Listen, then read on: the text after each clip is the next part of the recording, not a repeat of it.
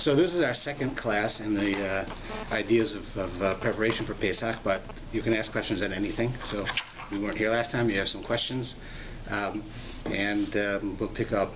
But the main area that I wanted to make sure that I covered, which is on the schedule, and I purposely didn't cover it last time, has to do with if you're going to kosher items in your house for Passover, and how is that done. So we spoke before about koshering your appliances, and we spoke about the kitchen itself, but not any of the things in the kitchen other than appliances. But I'll just review the appliances for a minute, because pretty much everyone's a little bit different in how they do it. So firstly, we'll start with the easiest first, which is the refrigerator. You don't cook in a refrigerator, so you don't have to clean it like you clean an oven. You just have to make sure there's no chametz in it. So you would empty your refrigerator and you'd clean it out.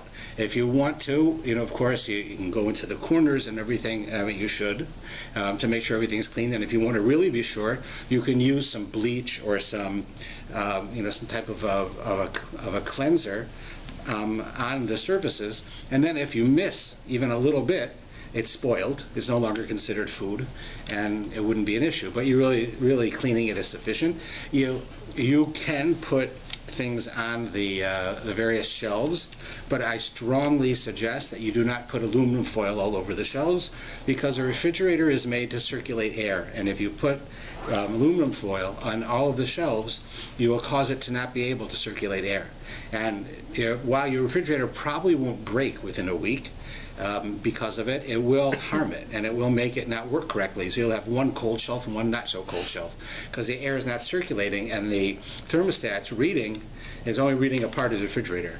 So because you don't cook in the refrigerator, there's no need to really put aluminum foil in there.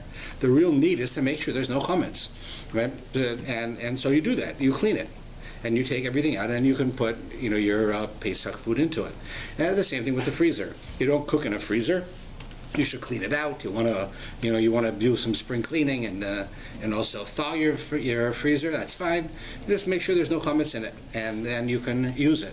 Some people have asked about they only have one freezer, and there are some items that they're going to sell for Pesach, and they have to leave it in the freezer. It's the type of things that need to be in the freezer, and they want to know what to do, because if they only have one, they're going to be using that freezer, and are they allowed to? So the reality is that while it's preferred not to use the same one, simply because it makes it possible to slip your mind, a lot of different reasons why you might grab the wrong thing. In the letter of the law, you're allowed to. You basically should, just for practical sake, you should put anything that has chametz in it on the bottom shelves. It's because of gravity, so it doesn't fall into the other shelves where you have your Pesach food. And you need to cover it so that it's not immediately apparent to you when you open it. And so that accomplishes two things. By, let's say, putting a piece of paper in front of it or something in front of those shelves, number one, it reminds you literally that there's chametz in there, and you don't want to be seeing chametz all the time. It also reminds you that it's not your normative stuff, and you shouldn't grab it by mistake without thinking. And thirdly is you're going to sell that shelf and everything in that shelf to a non-Jew, and it doesn't belong to you now. So therefore you put something in front of it which sort of markates this section is not mine, because you're not only selling the food that has chametz, you're selling a location that it's in. You're renting that location to the non-Jew. So then you really shouldn't access it. So while you're not going to rent your freezer because you're using your freezer, you'll rent a shelf or two shelves or certain parts of it. So you can keep that in mind. In general, if you have ability not to do that, in general, really, according to the letter of the law, really, we're not supposed to sell chametz. Believe it or not, even though we all start promoting it, I must have sent it out 3 times already, and I've already gotten about 30 forms from people, and I'll probably end up with about 500, I would bet. The selling of chametz originally was done, if you look into the Shulchan Aruch and the Code of Jewish Law, it was really done for people who had businesses that were very chametz heavy, and they couldn't get rid of all of the chametz in a way that they'd be able to live on Pesach. Let's say you had the most common one was that they had a beer brewery, and they made beer. So you can imagine beer is made with chametz. Right, so you're going to have an enormous amount of chametz, and you're going to have it in all different stages, from raw to semi-processed to fully processed to actual beer. Right? So because of that, and it was so much and so difficult, so the rabbis were able to develop the idea that you'd sell your chametz to a non-Jew, and then afterwards you could buy it back. What happened really, and I would say probably around the 1950s, it became very common for everyone to sell their chametz. This wasn't really done in Europe before the war. It was done, as I explained. There's nothing wrong with it. It works. You did sell it. It's not yours. But it wasn't originally made for that purpose. It was originally that the average family got rid of their chametz. If you had a loaf of bread, you ate it. And then Pesach came, you didn't have a loaf of bread. And after Pesach, you went and bought one. Right? The way that we do it today, by storing, and in my house we have 3 freezers, right? Because we're always having people over. So we have a lot of everything. So that's not how the world was. Today, right, in the old days, people would go shopping every day. Right? They go buy vegetables every day, they buy food every day, like they do in Rome and other places today. In any case, we now have adopted it. There is definitely an idea to not sell your chametz, to get rid of it all, and it's a good thing to do, but it's not a necessity at all. The law doesn't require it. The law allows you to sell it, but if somebody wants to be stringent, this is an area that you could. Right? It's not a necessity, and there are people that I know, primarily in Jerusalem, who won't eat chametz that was sold over Pesach, even though there's nothing wrong with it. They just want to be strict on themselves, so they do that. But in general, we don't have to be concerned. I'm just giving you some information. Right? We sell our chametz, and you fill out your forms and bring them in, and we'll take care of it for you. And it's a service that pretty much every shul does. It's even done on the internet. However, the best way of doing it is in person. Just you should know better to have person to person, because I am purchasing from you your chametz. Right? I'm like your agent. So, like for you just to send an anonymous email and say, sell my chametz, I can do it, but it's not a same level of sale as if I'm actually with you and we actually do an act that shows that you're making me you're giving me power of attorney to sell your chametz. Right, so that makes so it's really better to do it that way. But if you can't, you can mail it or get it into us one way or another. Other appliances that are going to be dealt with. So after we've done the refrigerator, which is the easiest, we can then look at the stove and the oven. So the oven, in most cases today, is much easier to do than the stove because of self-cleaning. If you have a self-cleaning oven, so then basically you self-clean it, and it's kosher. There are a few things within it that normally they'll tell you take the racks out when you do it, but for the most part, racks within the oven, right? The oven company will tell you to take it out because they're afraid that it'll warp. It'll get so hot that they could warp.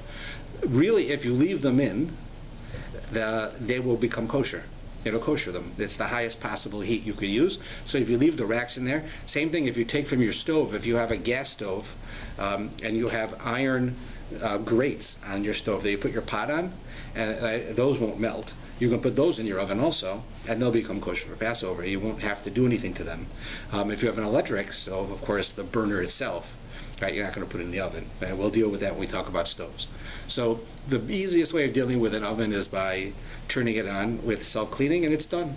It's the best thing after it's done. You wipe it out, and you've got it. It's 100% fine. If you don't have self-cleaning, then you go back to the old cleaning. Right? That you buy the oven cleaner, you follow the directions, and you clean it. And it'll do the same thing. The stove now, because there's so many different types of stoves today, it's a little bit more difficult. So a regular gas stove, as I said, you clean the top, right? In general, we consider the top of the stove. Most people will consider the top of their stove not kosher because things spill and so forth. And certainly on Pesach, you really shouldn't take like a hot pot, Pesach pot, and put it on the stove. I don't mean on the burner, on the stove. Like sometimes we'll do that to cool. You really shouldn't do that because at the very least, your stovetop is going to be chametz. So if you don't do anything to it, right, and it's a metal like regular iron, regular gas or electric, so then you should cover it in any case. And then if you cover it, then of course you could put things down on it. Now many people now have glass, some type of glass that makes the top of their stove, and it's been a cause of some controversy. Mostly the accepted opinion is that you can kosher it. You kosher it, first you clean it to the best of your ability to make it as clean as possible. You should wait 24 hours from the time that you used hot chametz on it, and then you warm it up. After you've warmed it up, turn off the burners and put some hot water on it. I don't mean an enormous amount of hot water, because it'll make a big giant mess because it's flat. But you should put some hot water, enough that it'll just sort of cover for a moment parts, the stovetop. But you have to be careful with it, because if your stovetop's not warm when you put hot water on it, you can crack it. Right, and then you're in real trouble, because try to get somebody to come fix your stove the day before Pesach, right? And if you don't, you're in even more trouble. So you have to be very careful with it in order to be able to use it in such a way. There are some opinions that say that simply where the areas where the burners are, if you turn you wait 24 hours, clean it, put the burners on high, then the areas where the burners are kosher for Pesach. Everybody agrees that. And then if you don't want to put water on it, then you can't really put anything down on the rest of the stovetop, because the rest of it you haven't done anything to.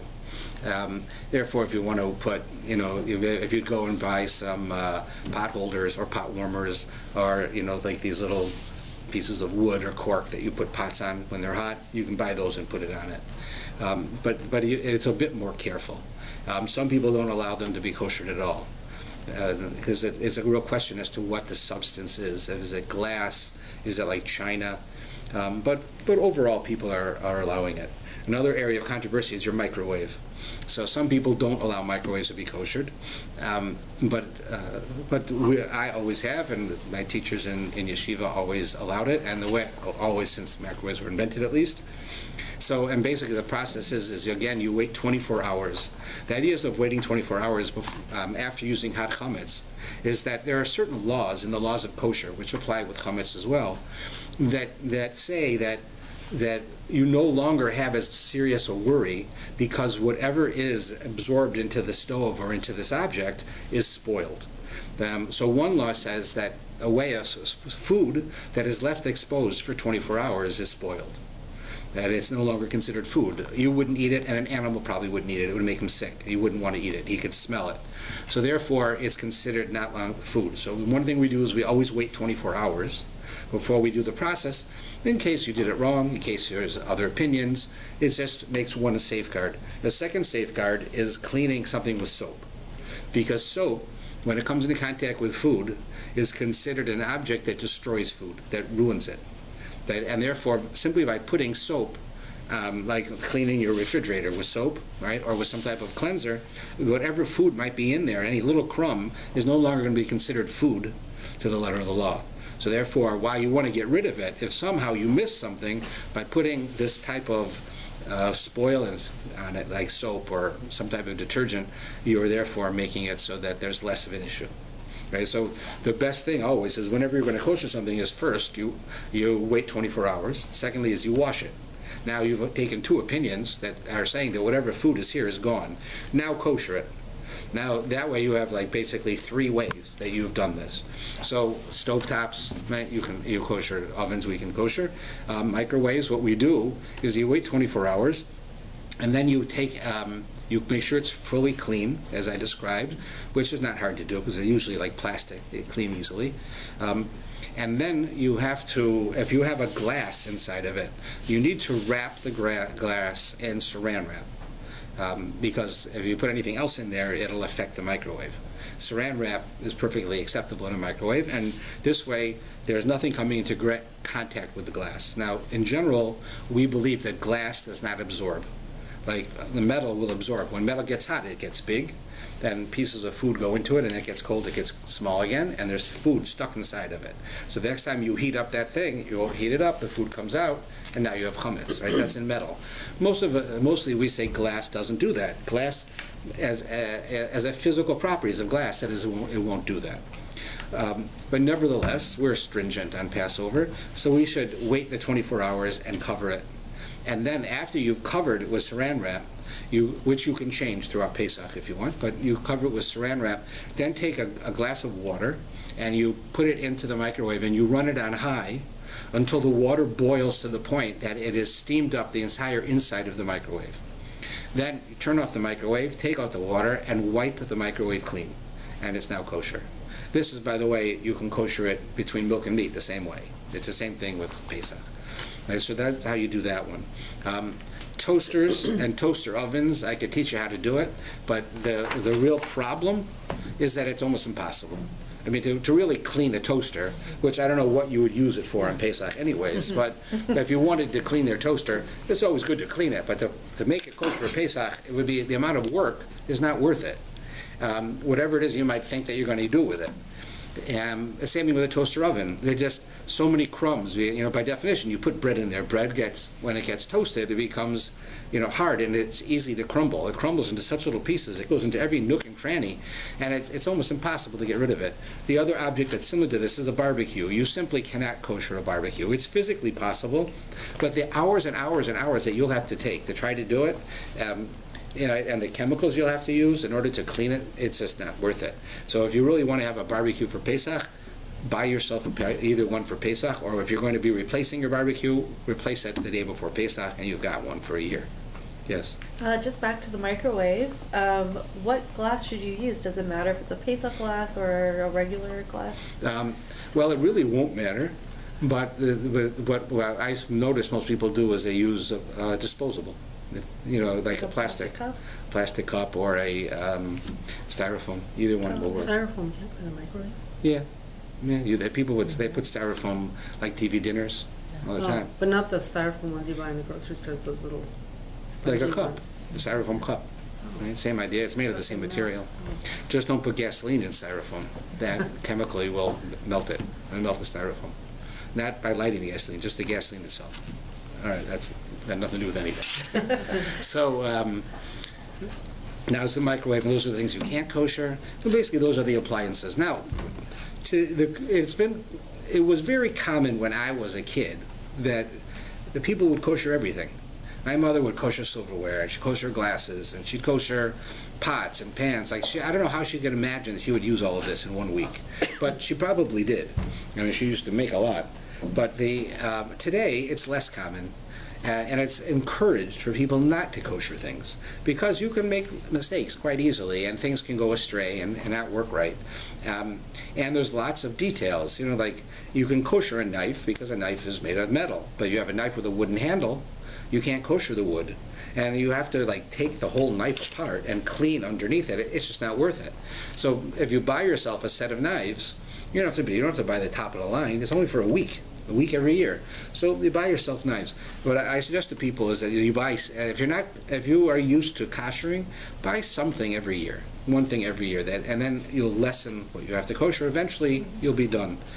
But let's see how you do it. The easiest thing to kosher is metal. Anything that's made out of metal that's used in a normative way. The silverware is simple. Pots and pans, other than frying pans, which we'll discuss, are simple. And basically, the laws of kosher for Pesach, like the laws of koshering in general, are just like the laws of physics, which is if you take a pot, you put water in it, and you cook noodles in there. The pot gets hot, it expands, some little pieces of the noodles go into the pot, the pot cools down, it closes, a little bit of the noodles are in there. The next time you cook noodles, a little bit opens up and comes out. I mean, not that it'll affect you sick-wise, and you won't get sick, but it's by the laws of kosher, it affects it. That's why you have meat pots and milk pots, for that reason. But how do you get rid of it? You do the same process. You take a pot, you make it expand, right, and you have just water there. So then the food will come out, but nothing else will go in. There's nothing to go in. So it becomes kosher. And so what we do is you take a big pot, and the best way of doing it, by the way, is that a few places in the city, the week before Pesach, they'll have these giant pots. I mean, a pot you can't imagine is a pot. It's like 4 feet high. And they'll heat it up very hot, and people will come. And for a donation, they'll kosher it for you. They just drop it into the giant pot, pull it out, it's all done. Right? Any metal object that you have, they'll do it with. But if you do it at home, you take the largest pot you have, and you drop the silverware into it when the water is boiling, rapidly boiling. You drop the silverware in one at a time so that it's fully covered by the water for at least a moment. Then it just falls to the bottom. You can put pots in there, and you can put anything that's totally metal. You can put into that, and it'll become kosher. And it'll become kosher Passover. So if you don't have pots and you want a kosher pots, that's how you do it. The one exception is a frying pan, which is because a frying pan, because by definition of how it's used, it's on the heat as it gets hotter than it does normally with boiling water. So there you have to do what's called libun. Libun means to take a torch to it. You see people sometimes where they have like these home torches, and they basically use that on a frying pan. I strongly advise you, if you're doing that, just buy a frying pan. Now, you don't have to buy all the pans. Buy a frying pan. It's a lot of effort. It can be dangerous. You might not do it right. You might miss spots. Just buy a frying pan. Right? How much frying are you going to do? You can make fried matzah every day, so buy a frying pan.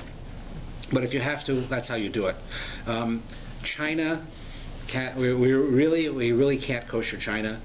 There are lenient opinions that come up with ways to do it. If there's a need, if it's special China, if it has a lot of meaning to you, it's bone China, it's very expensive. In such a case, in certain circumstances, you have to really speak to the rabbi each time.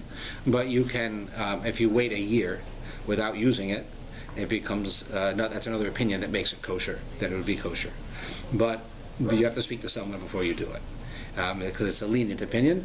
But if, for instance, they say you inherited your grandmother's Lennox, $300 a setting, $500 a setting, and I tell you it's not kosher, you're going to throw it away.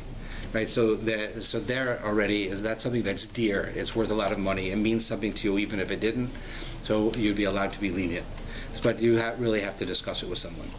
So China is virtually impossible to kosher, except in the way I described. So you can't, if you want to use China and Pesach, you have to either have Pesach China, or you're going to have to go buy some, or use paper like most of us.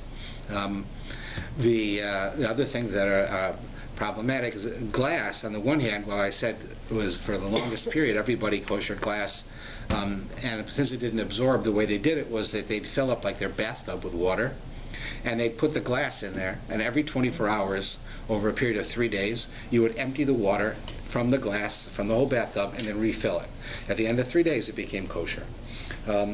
Today they say you can do it, but it's really preferable to not kosher glass, and instead to buy glass or to use paper and disposable. So you can. But in general, those are the general rules. Where you have problems are knives with handles, because wood you can't kosher, and mostly wood handles. Even a metal handle thing, unless it's totally smooth between the handle and the knife, then food is going to get in there. Right? Because the whole year we're not conscious of chametz. We don't think about it. And you put it in your dishwasher, which I should have mentioned earlier, right? And food gets in it. It happens. So you have to be very careful, and you really can't kosher knives with handles like that, which most of our good knives have that. A dishwasher, as I should have said earlier with the appliances, is pretty much impossible to kosher for Passover. There are lenient opinions that allow it. If you really want a dishwasher, it's another example, something you should save to buy.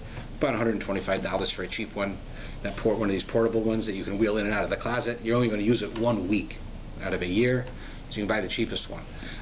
The problem with it is that even if you could kosher the dishwasher, which there are some people who allow it, you have to buy new racks. New racks will cost you what the new dishwasher costs. It's not worth it, because the racks are made of rubber. Rubber you can't kosher, because there's rubber on the outside of the racks.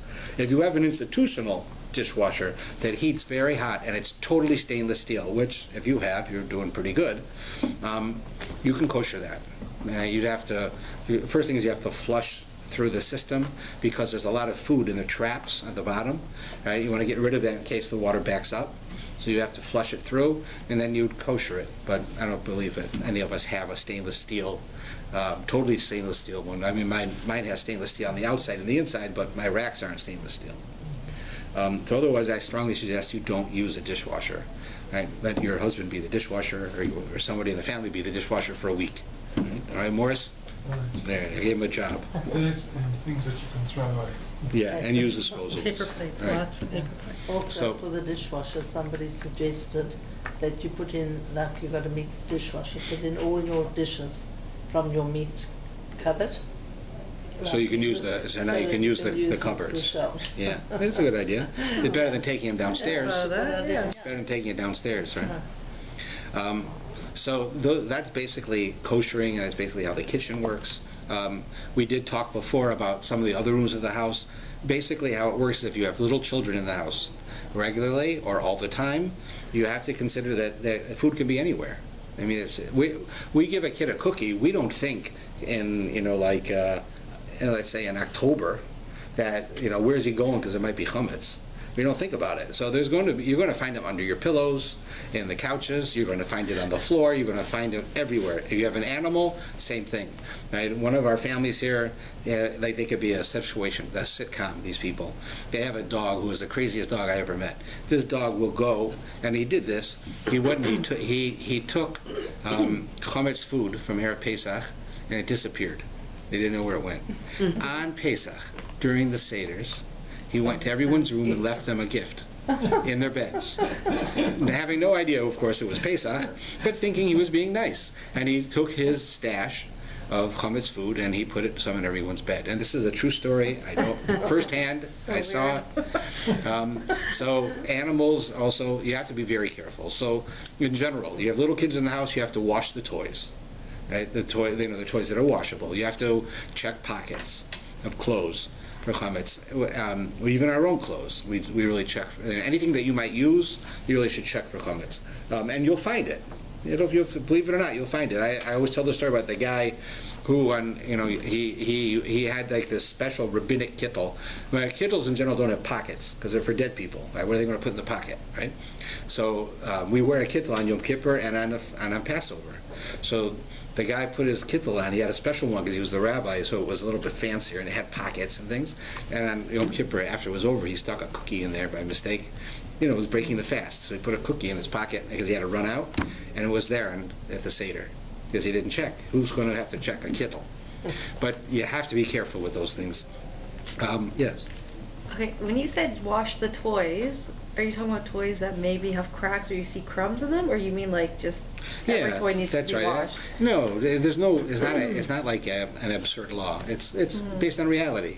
We see that there are toys that don't even have cracks, but because they have wet food on them, it gets smeared on that. So you just have to be careful with it, because the first thing is that during Pesach you should not allow any books or any toys on the table or in the eating area, even if you would normally do. And because you normally do, you shouldn't. Like I every morning I get up at around 5 in the morning and I learn. There's one time when people, I'm telling you now, so don't call me. So most people don't call me then. So therefore I have time to prepare and to learn things, for a while until it's time for shul. And I eat, I'll have something, a cookie, or I'll have a coffee right then, right, with my books. So stuff's going to get in the books, right? We all see the crumbs get in the books. So on Pesach, I don't bring my books to the table. I do check a lot of my books for crumbs, but still I don't bring them to the table. I don't bring them in the eating area at all. The only ones, I keep my haggadahs in a separate area, because I know that I'm not careful. And I'm only part of the problem. I have grandchildren, and they also add to it. So you have to be careful in all other areas. There's that a lot of people will spend time cleaning their car. Right? We do have a confusion between spring cleaning and Passover cleaning. You don't have to detail your car. You might want to because it's spring, it looks nice. That's fine. But you should go through the trunk. You should look under the seats, make sure there's no food in there, especially if you have kids. And it should be vacuumed. That much you should do. More than that, you want to do it, it's fine, but you don't have to. The same thing applies with your garage. You don't really eat in your garage. You don't really keep food much in your garage. But if you do, or if there is opportunity that it could be there, you should look through it. Mostly you're going to find things in your garage that have alcohol in it, but it's not grain alcohol. Grain alcohol is liquor, right? That's what we make liquor from. Wood alcohol is what is like window cleaner. Is made of wood alcohol. If you drink it, it can kill you, and at the very least, it'll make you go blind. It's a very dangerous product. That's why they tell you not to drink it. So you don't have to worry about selling it for chametz. Right? You don't have to sell it because it's not food. But you might want to just look through areas like your garage to make sure there is no food. That's all. See, there's an idea of searching for chametz that has nothing to do with the fact that you might eat it. There's an idea that you want to get rid of all the chametz. You want your house free of chametz. It's symbolic of the Yetzer Hara, of our desires to do things wrong. So we go through everything and get rid of that desire, so to speak. So there's an idea of going beyond just searching because of the food, right? Especially like the night of Pesach, Erev Pesach, we do the search in the house. I would find it hard to believe that you really find anything. Right? You've already cleaned your house. It's a half a day before the Seder, or it's a day before the Seder. Right? How much chametz do you think you're going to find? Well, once in a while you might, but in general you don't find it, right? But we do it anyways because it's not just searching so that you don't eat the food. There's also an idea of searching for chametz, of doing that act. It's part of the process of getting ready for Pesach. So we do that as well. A couple of points just to tell you about the Seder that I usually discuss, just keep in mind. In my opinion, and the opinion of many of the rabbis I spoke to, the purpose of the Seder is for the children. Mm-hmm. That's what it's for. It's for the children to ask questions. It's for the children to enjoy. It's really for the children. There's obligations for us, right? We have to eat matzah, we have to eat maror, but the way that we've been doing it over the last number of years, where we all prepare these long discourses, and people, they judge how successful they are by how late they stay up, right? Is not necessarily the best. I remember one time one of the great Rosh Yeshivas, one of the great leaders of our generation, you go to his house for the Seder, and he's sitting on the floor playing with his grandchildren, talking about the going out of Egypt. But he's centering his entire discussion to the children and the grandchildren, not to the other adults at the table, right? Another one of my teachers here in Toronto that I was very close with before he passed away, his Seder was much quicker than most other people's. He said the purpose of the Seder is not to expound on the Haggadah. It's to read the Haggadah, fulfill the mitzvahs, and get the children involved, get them interested. That's the purpose. So children are not going to, by fact, the children are not going to be involved at 2:30 in the morning.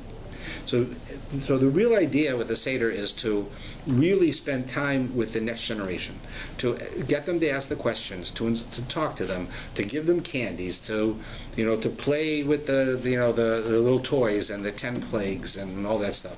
It's the idea. It's for them. It's the mitzvah to teach your children about the going out of Egypt. And then we have our own mitzvahs to do. So it's not bad to also talk and to say an explanation or a commentary. That's fine. But let's not overdo it to the expense of the children. Secondly is one of the greatest rules for when your Seder will end is based on when you start. Okay? Now, we know that one of the biggest problems that many of us have is that the people that we are having for our Seders are very often not observant or as observant as we are, and therefore they're not used to starting a Seder so late.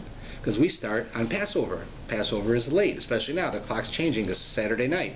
It will never, unless they change the rule, it will never change again after Passover starts. It'll always start before Passover, no matter how early Passover gets. This is about the earliest right now. So it will always change before. So it's going to be late. So one of the biggest problems people have is from the moment that you come home from shul, right? Let's say that there's males in the house, and they come home from shul. The amount of time from the time they enter the house to the time they start the Seder very often is an hour. With talking and greeting and waiting for this one and that one, who sits here, who sits there, let me set up this, set up that. You can do all that in advance. Right? You can have seats picked in advance. You can set up how much, the amount of matzah you need for each person in advance. You can wash all, the vegetables and set it up in the amounts that you have to give out in advance. And when people come in, you can just immediately go sit down and make kiddush. I'm telling you, you don't realize it, it'll save you an hour. And that's an important hour because you're dealing with two groups that is very time sensitive. One is children.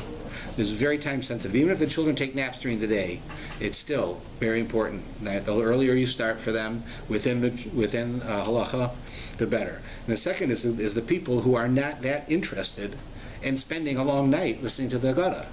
And therefore, if they come to your house and already they're going to be upset that they're not going to start till 8:30 or 8 o'clock, right? When they're used to starting at 5 o'clock. So you want to start at 8 o'clock. Then, by the time you sit down from after walking in at 8 o'clock, you're going to start at 9:30 or 9:15 or 9 o'clock. It's not necessary. So one should plan to do everything you can, that you should be totally prepared so you can go from one step to the next step efficiently. Talk if you want. Do whatever you want to do to try to make the Seder work. But, if you have to give out a certain amount of matzah, and you got 30 people or 20 people or 10 people, set it up in advance. Have it in a room. Each amount has already been separated. Same thing with the moror. Have it all set. It'll save you hours. I can't tell you how much it'll save you. I learned this from one of my teachers. It was very, very important practical advice, and it makes a world of difference to the success. So if you keep in mind, number one, the purpose of the Seder is for the children. That's the purpose. We have mitzvahs that we have to do, but one of those mitzvahs is the purpose of the Seder is the children. That's one of the mitzvahs. Another one is that we have to eat matzah, we have to eat more, we have to understand why we're doing it. That's fine. But the children need to be the ones. So that's right. That's really where we should be thinking. We shouldn't be making the kids sit there while every adult says another opinion on the 4 questions. Right? You give one, move to the next thing. Right? I'm not telling you to rush. It's going to take you hours. But if you want to expound on things, expound during the meal. Instead of talking, whatever we talk about during the meal, expound on that. It's much more useful.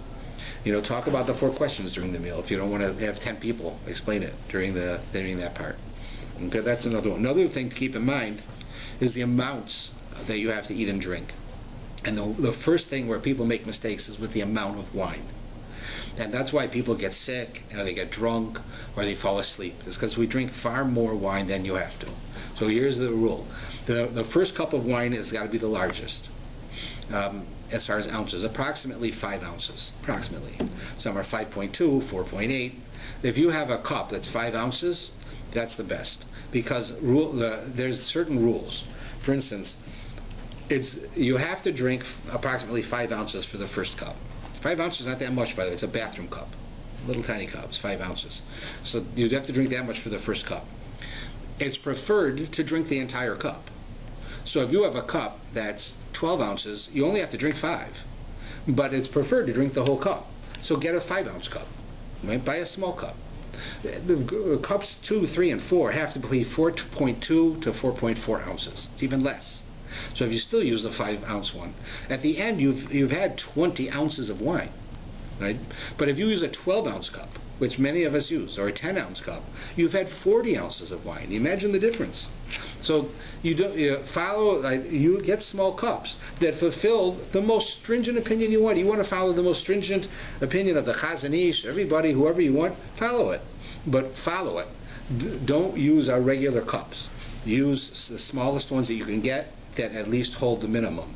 So that way you're able to drink the wine and not destroy the whole ambiance of what you're trying to accomplish by falling asleep or being ill or having a bad taste in your mouth or whatever it is. Right? So that's another one.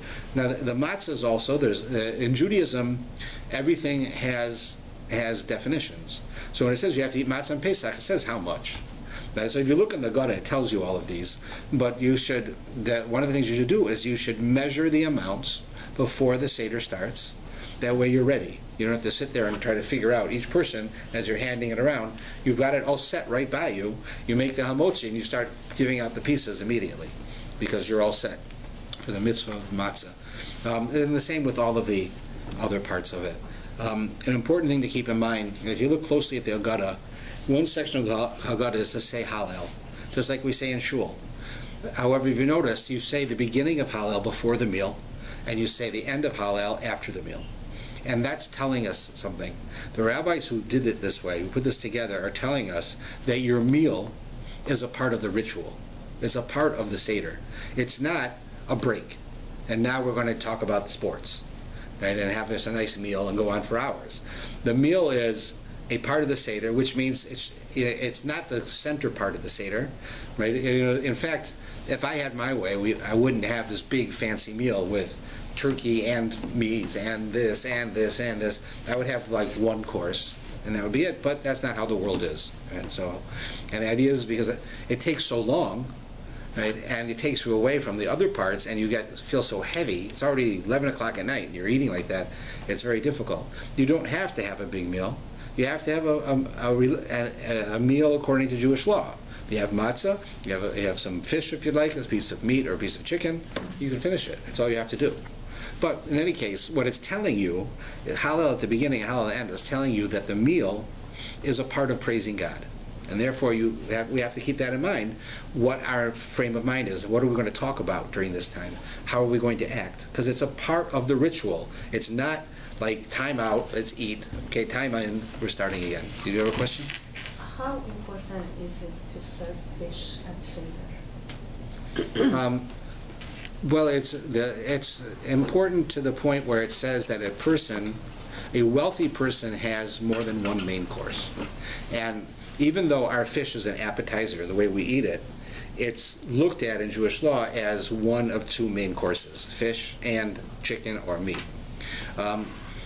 It's not a necessity. If you don't like fish or you have a problem with fish, it's hard to get, whatever the reason is, it's not a necessity to have it. Make the evening shorter. Yeah, you could. So that it's not necessary. It's not necessary to have fish and soup and a main course and 5 vegetables and 20 types of sponge cake. Right? That's not necessary. We all do it and we remember it and it's terrific. I remember my mother doing it and there's nothing wrong with it, but you don't have to do it. My daughter's coming in and she's vegetarian, so I told her I'll make salmon on top of the brisket and the chicken because that's what everybody else eats. Okay. Can I serve the salmon at the same time? Because I noticed when I was in Israel, they served the fish and then they took it away and they started all over again. What happens there is that the Talmud says that it's not healthy to eat fish and meat together. Okay. Not like the Torah says you can't have milk and meat together. That's that's serious. Right. It's not healthy, the Talmud says. So therefore, we'll eat one after another, but we won't allow them to come into contact. So if I'm going to eat fish, after I eat the fish, I'll rinse my mouth out, and I'll use different utensils so that any bit of the fish doesn't get mixed with the meat because it's not healthy. Okay. Right? So if you have one person eating fish, everybody else eating meat, there's nothing wrong with that. That's fine. I thought I'd buy a small little salmon for her because even if somebody wants some, you just have them eat it before they eat the meat. Right. Or a separate plate. No, they're all getting gefilte fish. My daughter will get the salmon. Okay. All right. So that's really how that works. Now, as far as paper goods, right? Because I keep referring to you getting paper goods, right? So there are some issues that arise with paper goods. The core book talks about it. So does the lists that I created. If you have questions, I have a bit more detailed in there because I use different books. The only issue we have with any type of paper goods is what they use to make it stiff. It happens to be they use the same thing with money. They take it from the ATM machine. This is going to be a bit interesting.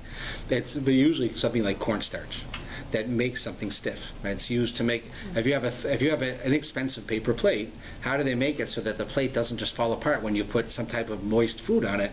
Because no one's going to buy it if it keeps a hole goes right through it. So they put the starch on it and makes it stronger. It makes it harder. And then the food won't go through. However, it's a problem for us on Pesach to have cornstarch.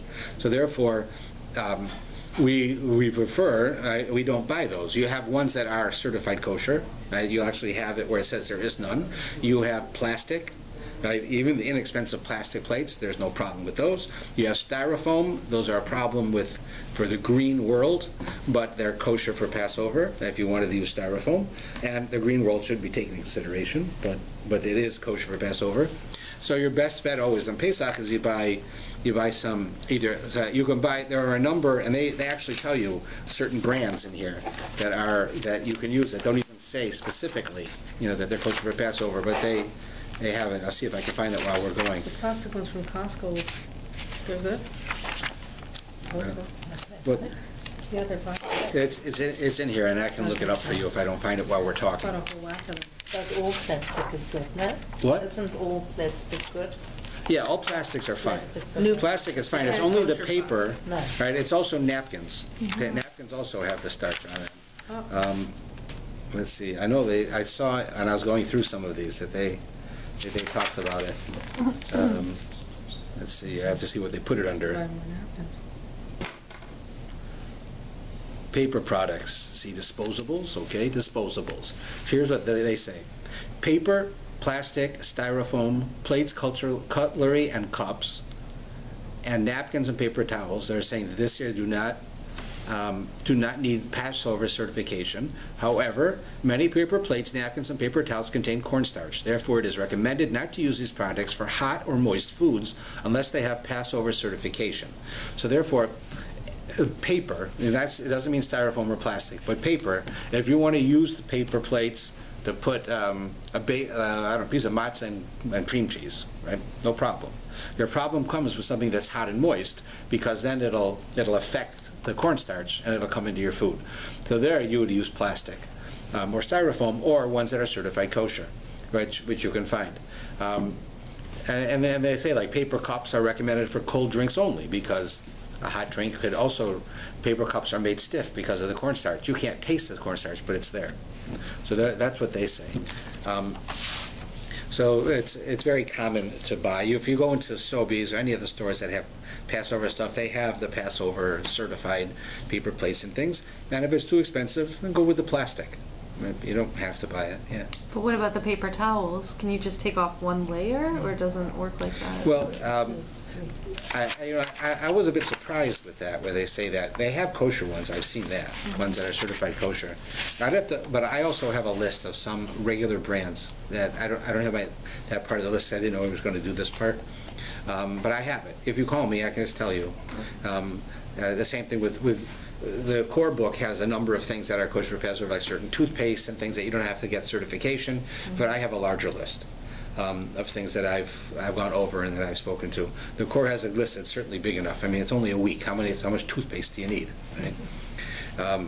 Same thing with toiletries and so forth. They have lists of things that you can use, and we talked about that at the last class. So in general, that's how the paper goods work. Any questions so far on anything?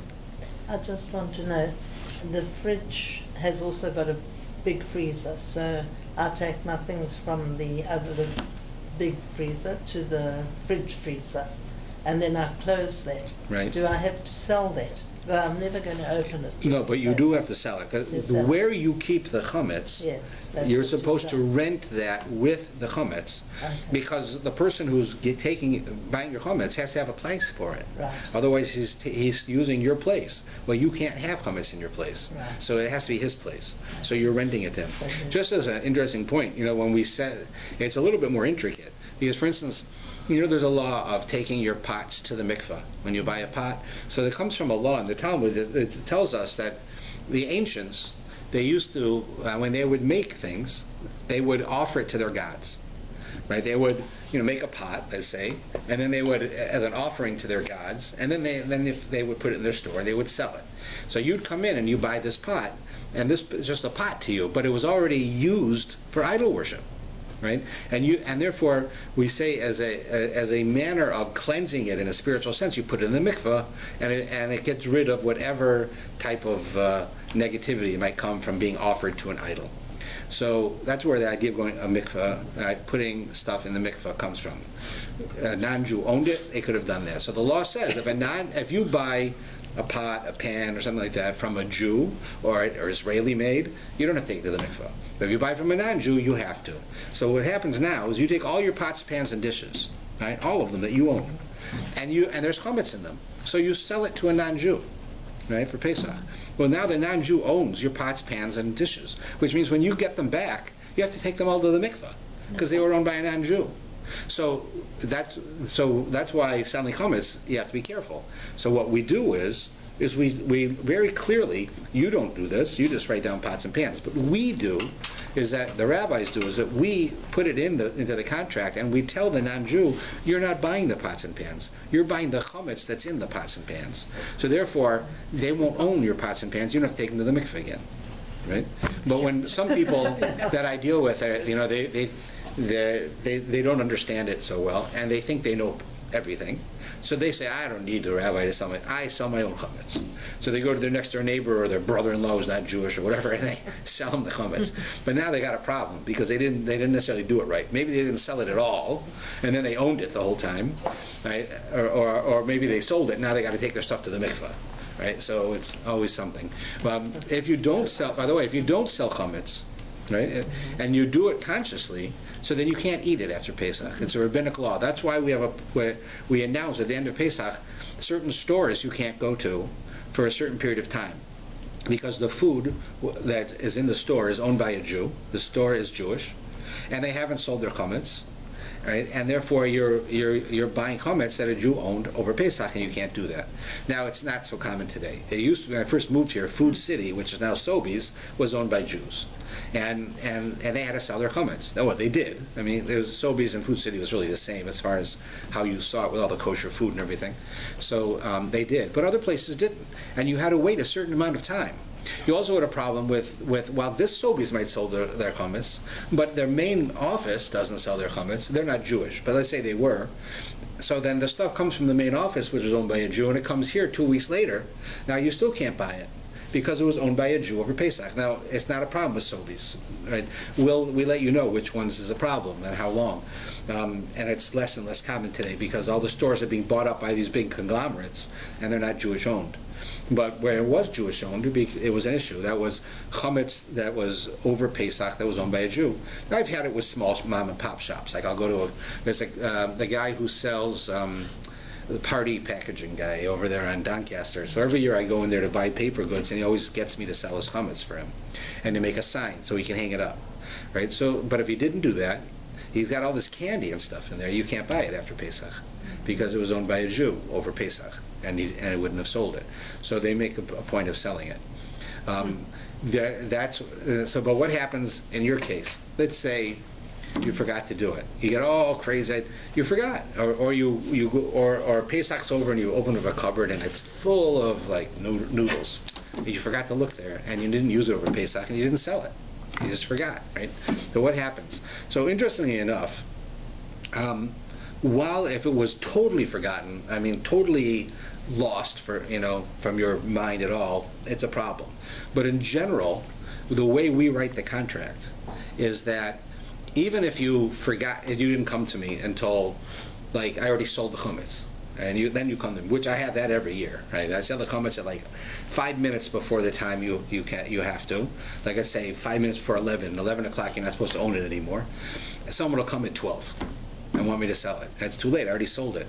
So we already write into the contract that we're going to bring more. We're going to get more contracts, and you're not going to know about them, but you're buying them also, and he agrees.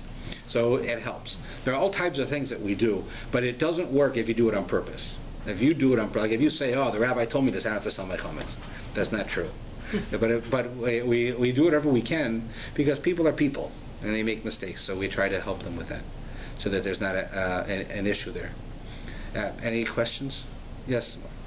When we redid our kitchen, I remember phoning the shul, and we had an open sink, 2 open sinks next to each other, and I asked the office if a drop from the one sink went into the other, is that a problem? And I was told if it's a very small quantity, it doesn't make the other one trafe. Well, you mean like you had water from one side fell into the other side. So the only time it would even be a question if that water was hot enough to burn you. Okay. Okay, or there was food in the water. Is there no leniency like with Pesach? Pesach would be stricter.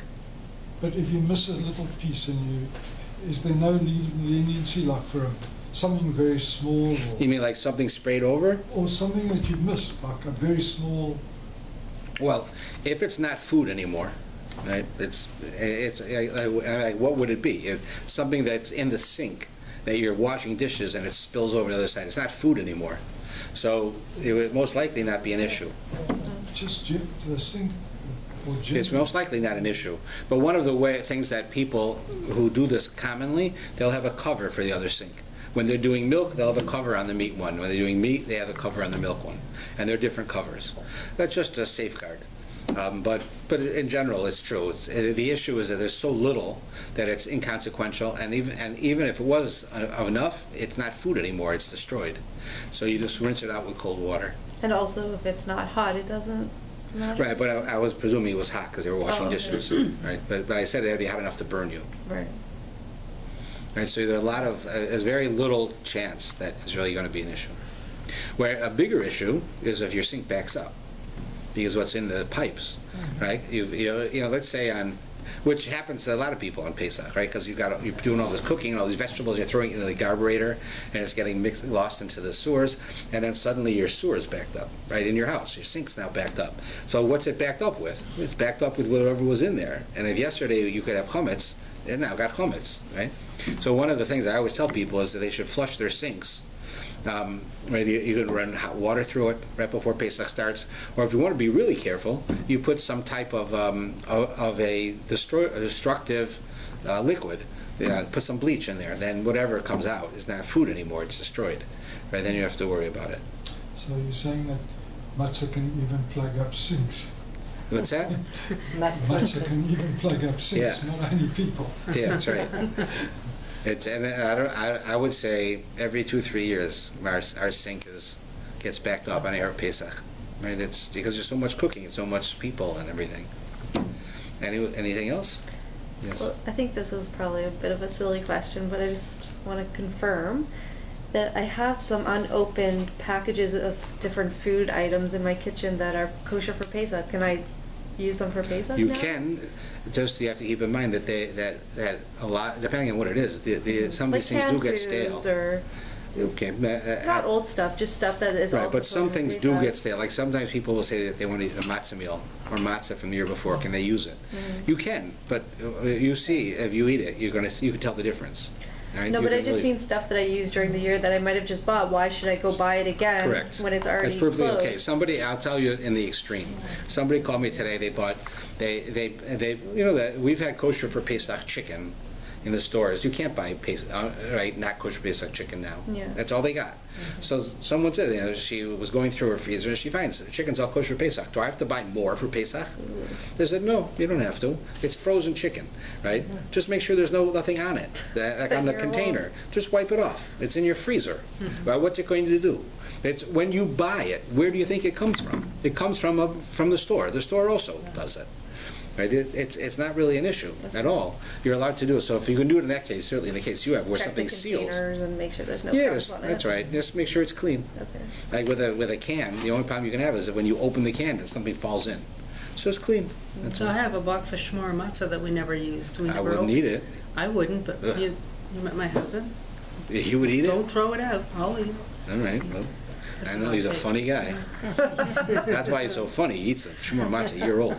No, it's not opened yet. I'm thinking of throwing it away without him knowing, but he knows it's there. Or replace it when he's not looking. Yeah. But you are allowed. And you are allowed, people asked me before, you are allowed whole wheat. And, right? It doesn't have to be white. You can have whole wheat matzah. You can have oat and you can have barley's, not barley, you can have oat and spelt. Right? You can have certain, I guess you could make barley too, I suppose. I don't know if you could make bread out of it. But you can make matzah out of many different things. Like people who can't eat wheat can have these others. As I mentioned earlier, if it costs like $17 for a pound of regular matzah, it'll maybe $18 for whole wheat. It'll be about $40 for oat because it's so rare. But if people can't eat wheat, right, you can't eat because of what's in it, right, it affects you, like celiac disease, then it's worth it to buy, because that way you can fulfill the mitzvah of eating matzah. And you are, and it's 100% fine. And it does not have to be the same as we're used to. And can you buy egg matzahs for your children? Or crackers? Like If their children have a need, you okay. can give it to them. It says in the halacha that egg matzah is really for elderly and ill people. Oh. If children need it, like if they have trouble digesting it or they're really young, so then they're allowed to have it. But healthy adults shouldn't eat it. No. And most chocolate covered matzahs are egg matzahs, just so you know. Not the one I make. No, well, you make it. But if you buy it Yeah. from Beresini or Barton's or these guys, But I've only ever eaten egg matzah because I don't like the other matzah. but you really shouldn't. It's really Well, I didn't know that till last year. I Okay. didn't. the difference is that matzah is supposed to be poor man's bread, and poor man's bread is water and wheat, or water and flour. The expression in the Talmud of a wealthy person's bread is with eggs. I mean, when we make bread, we put eggs in it because it makes it fluffy, right? We put spices and all kinds of things in it. So they said that you can't do that for poor bread, for matzah. So therefore, even though it's easier to digest and people like it, you're not supposed to eat egg matzah.